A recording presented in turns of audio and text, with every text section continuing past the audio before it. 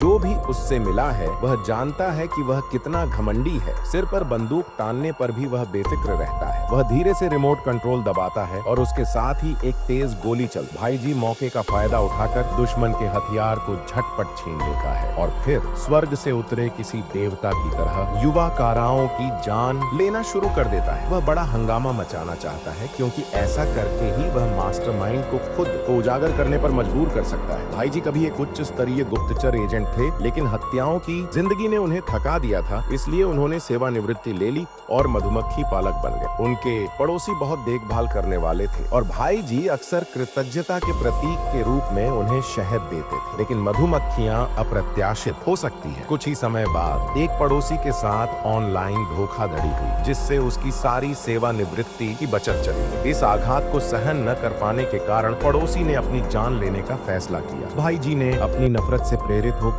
तुरंत एक पूर्व सहयोगी को फोन किया। उनकी मदद से भाईजी ने जल्दी से घोटाले के अड्डे का पता लगा लिया और वहां पहुंच गए। वह 2 बैरल पेट्रोल लेकर आया और उसे जलाने की तैयारी में था, लेकिन सुरक्षा कर्मियों ने उसे रोक दिया। लेकिन भाईजी ने उन दोनों की बात अनसुनी कर दी। जैसे ही वे अपनी बंदूकें निकालने वाले थे, वह जमीन पर गिर पड़ा और चीखने लगा। फिर पेट्रोल लेकर वह दफ्तर के दरवाजे पर पहुंचा और उनके कुछ कर पाने से पहले ही उसे मेज पर उड़ेल दिया, जिससे कर्मचारी घबराकर भाग गए। घबराए हुए मैनेजर ने उससे पूछताछ करने की कोशिश की, लेकिन भाईजी ने बिना समय गंवाए तुरंत 2 C4 बम तेल के ड्रमों में लगा दिए और डेटोनेटर के तारों को एक फोन से जोड़ दिया। पीड़ित का कोई भी फोन बमों को ट्रिगर कर देता। अपनी सारी तैयारियां पूरी करने के बाद भाईजी शांति से गाड़ी चलाकर वहां से चले गए। अगले ही पल पूरी इमारत राख में बदल गई। खबर तुरंत पर्दे के पीछे